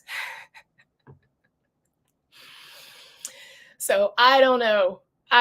But it's funny. Weird times we're living in. Here's something I think we can all agree on. Tell me what you think. It feels like as a species and as a culture, we are more on the edge of some kind of a precipice or metamorphosis or jump or something. Or destruction. We are more on the edge than we have ever been. And I don't say that like life is worse than it's ever been. In a lot of ways, life is still better or more comfortable than it's ever been. I mean, people say, oh, it's, life today sucks. But then you think about what people 100, 200, 300, 500 years ago were facing, and you think, well, maybe it doesn't suck that much. But what I'm talking about is existentially, that it just feels like with technology and with media and with the environment, and frankly, with our politics, it just feels like we are in some kind of undiscovered country, as Shakespeare would put it. And that is an interesting feeling. And I think that people first began to feel that maybe during World War II, with particularly in the wake of the atomic bomb. And for the first time, people were having to grapple with the idea that we could literally extinguish ourselves as a species if we got into an atomic war. And I think that advances in science have just been compounding, right, exponentially. And so the nature of what it is to be human is becoming completely unstable, completely destabilized. And so just like I was talking about with the Rekieta stuff, the fact that someone's life now can be exposed and picked apart and viralized and whatever in just a way that would have been unthinkable before, right? And so I guess my point is just to say that when I look at the fact that the most, quote unquote, most powerful country in the world, the world leader or what have you, right, has this situation where these are our electoral choices, it gives one even more the feeling of being out on the precipice. And that's even for people who really like Trump, but still, like, it's not the same. This is not the same kind of candidate or politics that we saw, through most of America's history. So it's definitely a bold new world. So and I think it makes a lot of people feel very unsteady for a good reason. So I don't know. We'll see what happens. But that debate between Biden and Trump, that is going to be interesting. And I know people are saying, like, are they going to have to pump Biden full of a bunch of drugs or what? I'm sure he'll be on something. What's it they give people with Alzheimer's? I mean, I'm sure he's on something like Aricept or something, right?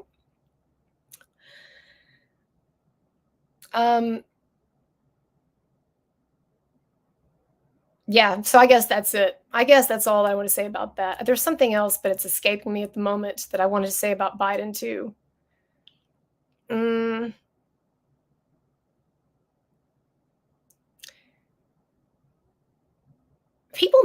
people try to make a lot of that diary, his daughter's diary, that she went to rehab and somebody took the diary and then they sold it, right, to a conservative organization, or maybe it was Project Veritas. I don't even remember. And so they published the diary, and in the diary, Ashley Biden talks about her sex addiction, and then she mentions that maybe showering with her father when she was a little girl contributed to it, and it makes her wonder if she was molested as a child.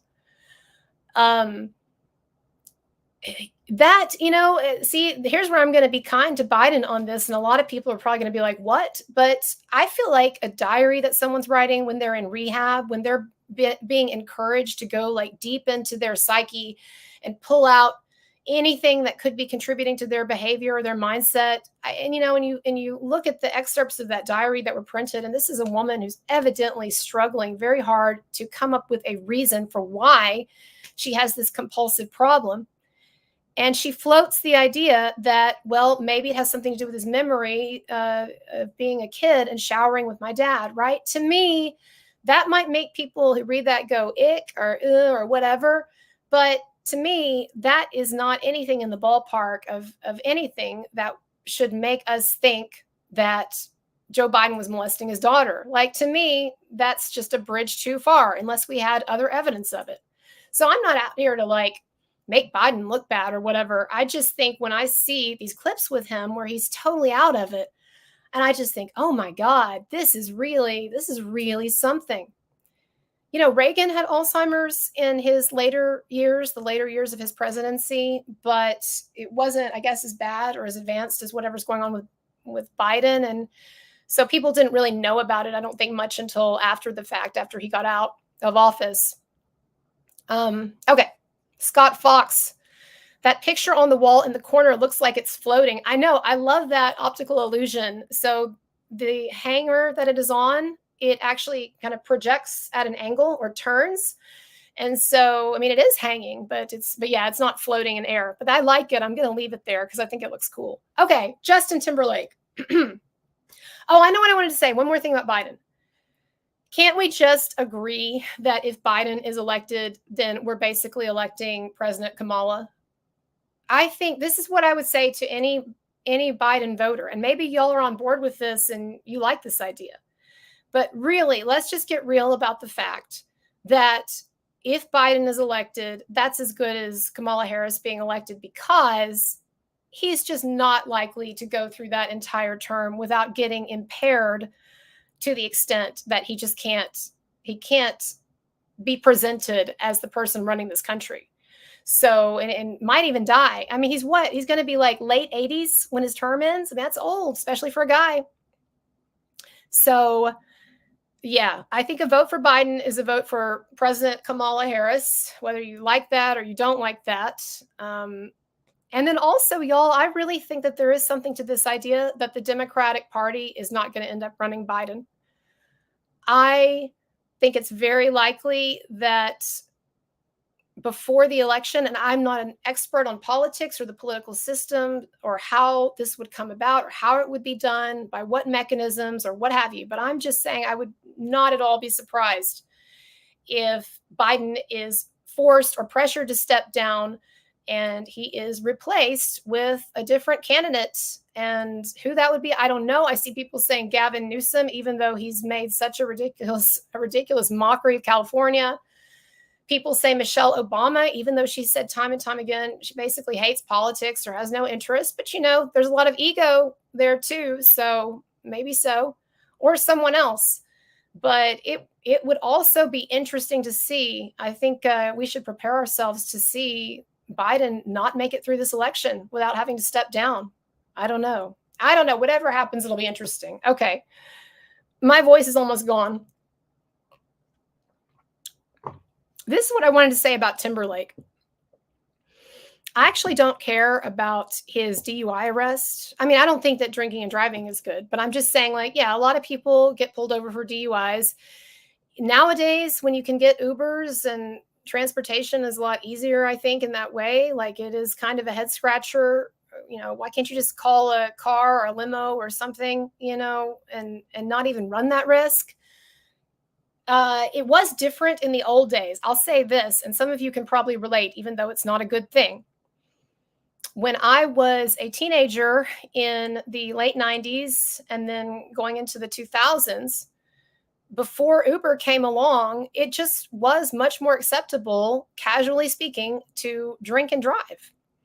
And it's not like it was officially condoned. Everybody understood that it wasn't good, but it was also one of these things that, when you got into the situation, then a lot of the time people would, instead of calling a cab, waiting for a cab, they would just go ahead and drive.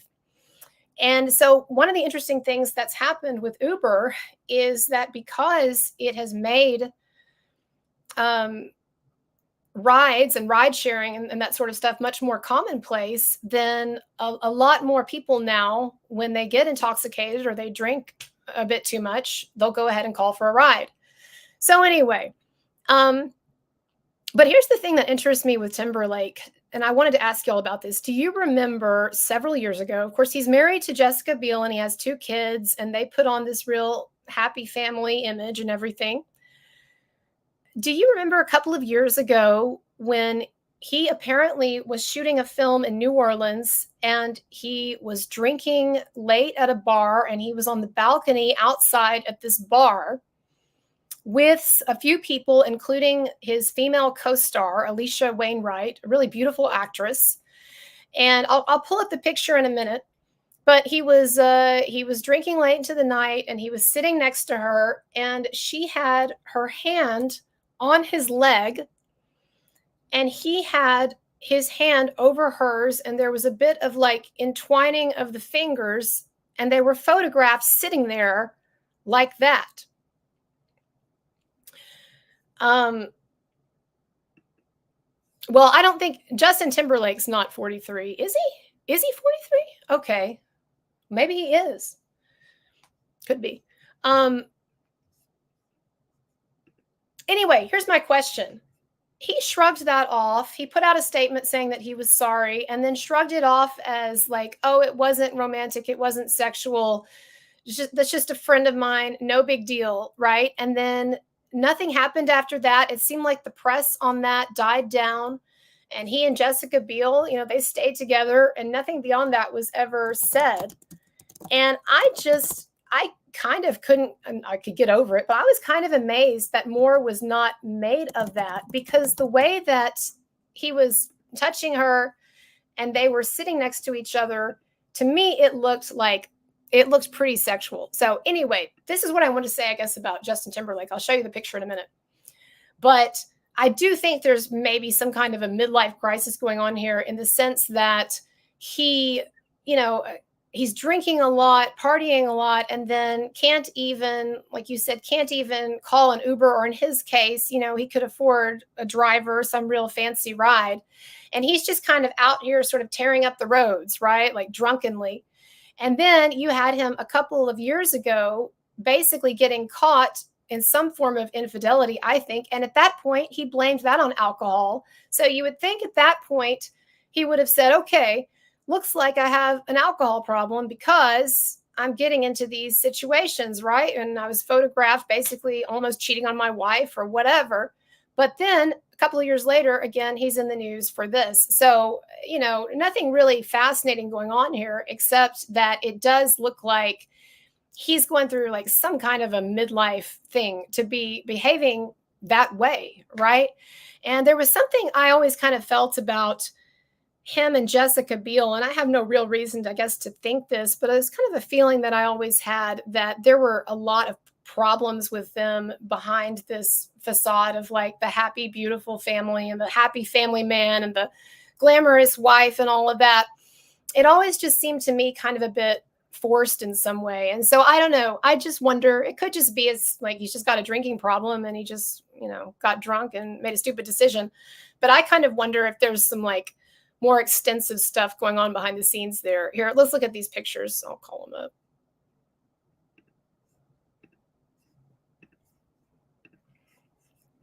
So this is it's a little bit fuzzy to see, I know, but so they're out on the bar, and then she's got her hand on his knee there at one point, and then he rests his hand on her hand. And then if you'll see this other one, at one point, he's touching her leg. So my question to y'all, I guess, is, do you think there's any way that could be innocent? Like if you were in a relationship with someone, okay, because he was trying to pass it off, at least in his statement, as like innocent. The PR that his people were putting out was that it's fine, and Jessica knows that he wasn't cheating or whatever. But if you're in a relationship, a monogamous relationship, and you think it's monogamous, and then you see pictures of your significant other doing this, would you think there's any way that could be innocent? Can that be explained in any way that doesn't have some kind of sexual overtone to it? I just don't think so. All right. And it turns out Justin Timberlake was cheating on Britney Spears before she cheated on him. And so look, Britney, I don't even know what to think or say about her. And I don't know how I feel about that conservatorship. I'm libertarian, so I generally think that people should have the right to blow all their money and live crazily. But I don't know, it doesn't seem like it's good for her in the end. But Justin Timberlake, she got a lot of shit for cheating on him because what? She kissed Wade Robson, the Michael Jackson liar. And it turns out he had cheated on her a bunch before that. So, yeah. All right, y'all, I'll see you later. My voice is going. But tomorrow, I'm going to eat a lot of cough drops, and I'll be back with Pod Awful for something that I'm sure will be inappropriate and probably deeply problematic. All right. All right. My links are below. Thank you to my mods, AJ. I don't know if Vanessa or Laura B ever got here. Rebel Bird and everybody else. And I think I got all the super chats. Again, check out eHacker. Check out his channel since I overlooked him. Appreciate you, eHacker. All right. Bye, everybody.